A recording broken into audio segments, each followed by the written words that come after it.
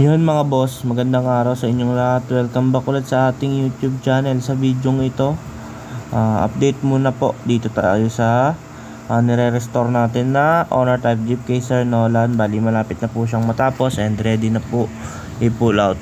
Papakita ko sa inyo kung ano yung mga natapos na natin. Ito pong mugs. Ayan, napinturahan na natin. At saka yung kanyang under chassis. Ayan, napinturahan na rin po natin yan mga boss. Yan, kung mapapansin nyo, napakalinis po ng pagkakadali natin dyan.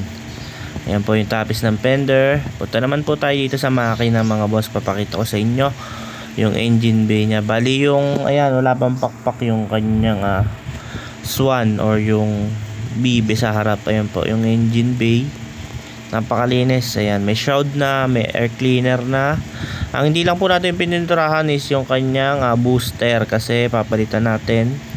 At gawa ng matigas ang preno nya. Ayan po.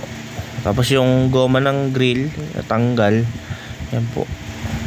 Hindi pa po nakadikit. Ayan po yung update mga bossing. Napakahaba na itong unit na to. Bali ito yung itsura nya. Ayan o, ipipin ko. Yan. Ayan yung itsura nya. Ayan. Naka chrome na side mirror. Pinalitan na rin po natin yan. Ayan. May full review to mga boss. Ayan yung kanyang console box. Bali dalawa pa po yung manibela nito. Kasi doon tayo nakuha ng supply sa starter kapag ini-start natin. Ayan, nakakabit na rin yung mga speaker nito mga bossing. Ayan po. Tapos ayan yung top load nya. Ayan, meron din po siya ditong, ayan yung kanyang KB kung tawagin mga boss. Ayan yung side view nya. Ayan naman yung mag sa likod. Tapos ayan, ito po yung likod na bahagi. May ladder tsaka may cover din na stainless yung kanyang reserva. Ayan po yung request ni Sir Nolan. Ayan po yung update. Bali yung video nito mga boss, abangan nyo kasi simula nung una kung ano yung mga binago natin. Ayan, inisa-isa po natin yung unti-unting pagganda nitong unit na to. Abangan nyo po sa channel natin. Bali i-upload ko lang po para makita nyo po. Ayan po siya. Napakahaba po niya mga boss. Bali taga Mindoro si Sir Nolan. Dinala niya dito sa Cavite. Ayan po.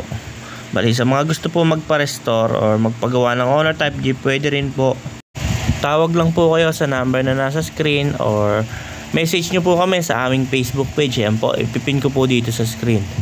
Bali yun lamang po mga boss. Antayin nyo yung full review nitong unit na to. And i-upload ko din yung full restoration nito kung paano siya gumanda at pumogi. Bali yun lang mga boss. Bago nyo po tapusin yung video ito, huwag nyo pong kalimutang i-click ang subscribe button at i-on ang notification bell para lagi kayong updated sa mga video na ilalabas namin tungkol sa Honor Type Jeep.